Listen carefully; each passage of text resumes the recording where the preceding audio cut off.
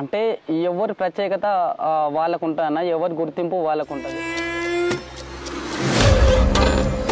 తెలంగాణ ఉద్యమం వచ్చిన తర్వాత కోకొల్లలుగా కళాకారులు పుట్టుకొచ్చారు. గవర్నమెంట్ ఫామ్ అయిన తర్వాత కొంతమందికే పరిమితమైంది, అందరికి ఉద్యోగాలు ఇస్తామని చెప్పినటువంటి గవర్నమెంట్ ఏదైతే ఉన్నదో. పాశం నరహరి అనే వ్యక్తి కూడా గతంలో క్రూరత్వంగా హత్య చేసిరని కూడా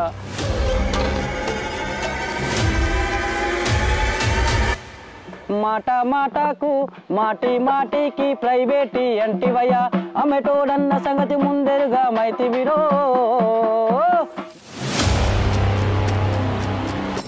దొరల గడిలో పాట బంద్ అయిందని కూడా తరచూ మనం చూస్తూనే ఉన్నాం.